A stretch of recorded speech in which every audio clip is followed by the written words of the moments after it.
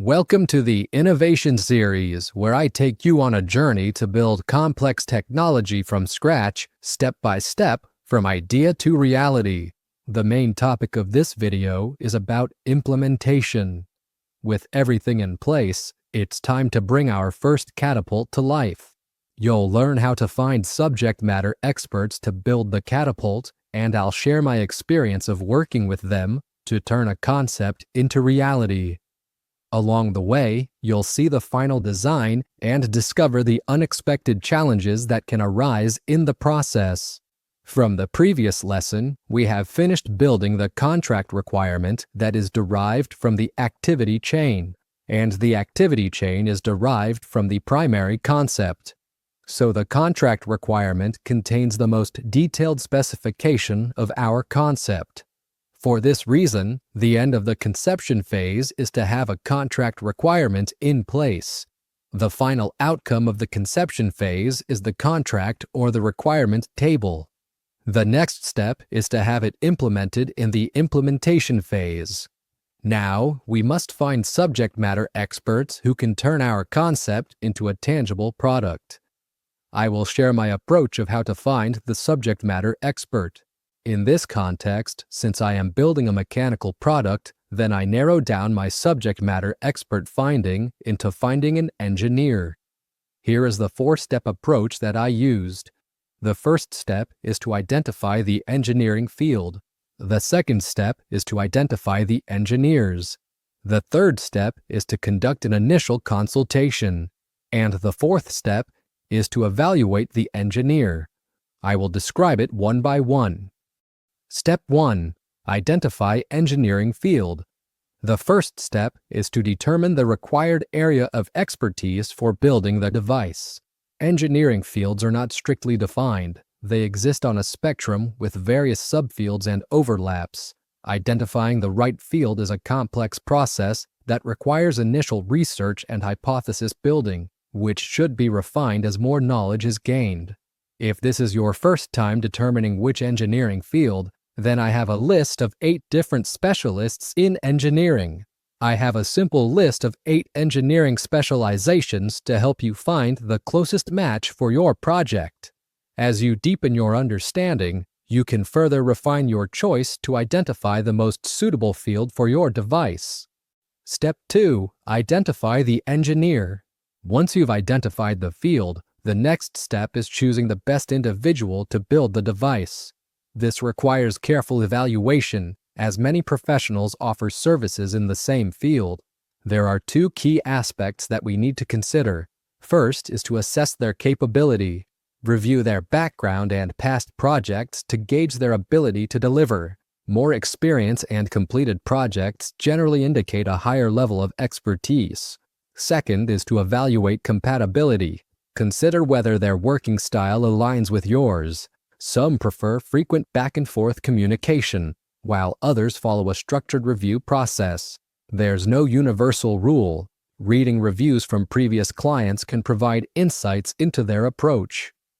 Step 3. Conduct an initial consultation.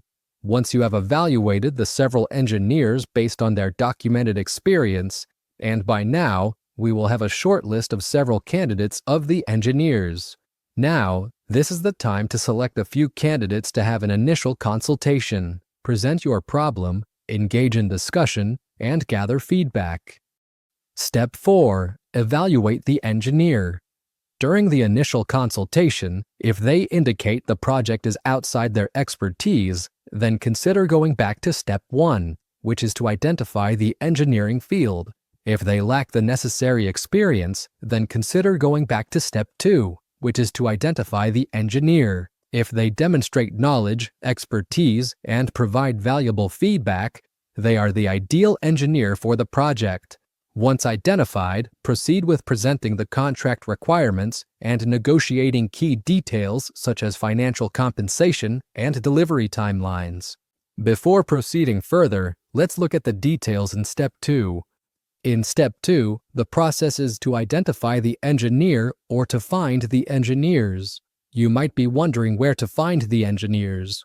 Finding the engineer shall be tailored depending on your financial resources. If you have a large budget, Then you can hire a contracting business.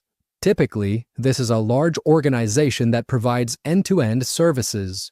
If you have a limited budget, or even if this is your first time, then you can find an individual in the freelancer marketplace.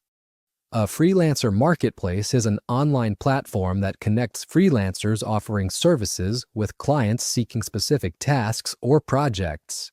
As of this recording, there are two popular freelance marketplaces. Those are Fiverr and Upwork.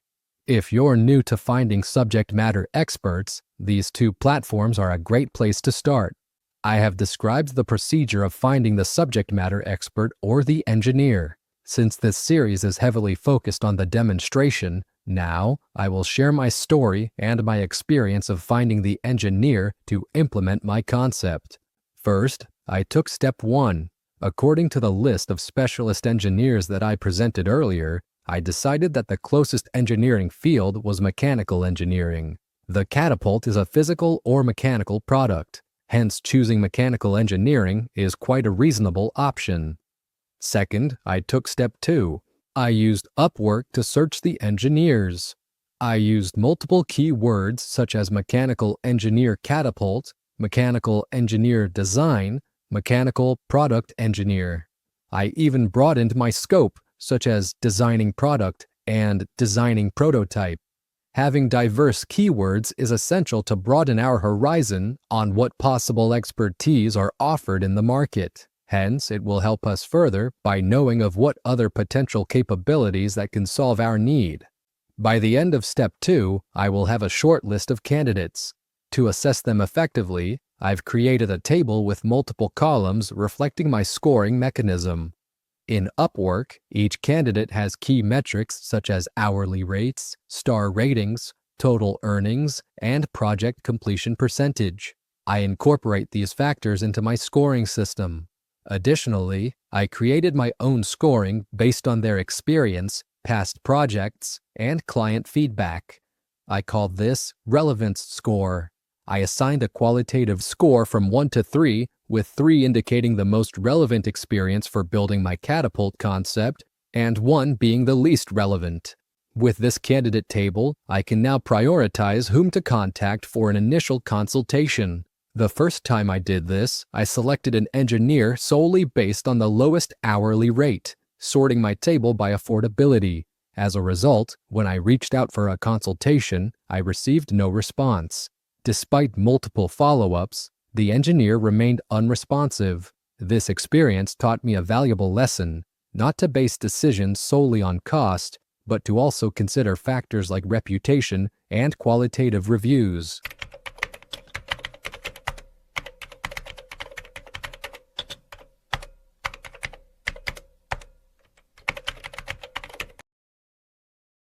Due to failure to conduct initial consultation, I had to repeat step 2 to find a different engineer.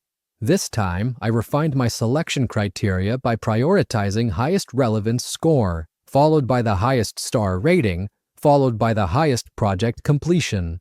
With this systematic approach, I was able to rank the best candidates easily and proceeded to the next step, that is, to conduct an initial consultation. Unlike before, the engineer I contacted was highly responsive. Since I had very good documentation from the primary concept, the activities chain, and the contract requirement, it had helped to effectively communicate to him. I began by sending a message showing my intention to build a catapult. I added the description in the primary concept because a generic description is a good way to introduce our device. This allowed the engineer to assess their ability to take on the project. In my case, he responded positively and requested an online meeting. During our discussion, I structured my explanation systematically. I introduced the project with the primary concept, then provided detailed insights using the activities chain. This structured approach not only clarified the project's scope, but also ensured smooth, efficient communication with external collaborators. During the initial consultation, he provided very valuable feedback. He suggested making a small catapult similar to a tiny toy for cost-effectiveness. Since my goal was to learn about product realization, then the size of the catapult was not a priority factor. I accepted his suggestion to create a small catapult. His second suggestion was to create a prototype using 3D printing, allowing for quick iterations and corrections. Those are excellent suggestions that align with my goal of learning to develop a complex technology product. I agree with the recommendations, and we finalized the contract details. He committed to delivering the design within 2 weeks and specified that the delivery format would be STL, a 3D printing format. This would allow me to use a 3D printing service to produce the prototype. He also clearly stated that the design would be provided in digital format only, meaning I would be responsible for printing it myself, as he would not produce the physical hardware. With this level of detail in agreement, I accepted the contract. I just shared my experience of working with an external expert to implement my concept. With both parties agreeing to the contract, we made significant progress in bringing the concept to life. After that, we are simply awaiting the expert's delivery. During the process, the expert may reach out a few times for clarification on certain contract details, which is completely normal. Typically, they provide an initial delivery for our feedback, then refine or proceed accordingly to ensure the final delivery meets the contract requirements. This concludes the lesson on implementation. We have now reached the stage where we used our specific concept, in this case the contract requirements, to communicate with the expert. You have learned from my demonstration how I selected an expert to implement the concept. In the next lesson, I will share my experience of receiving the initial design and evaluating the acceptability of the expert's delivery. Once you are ready, you may proceed to the next lesson.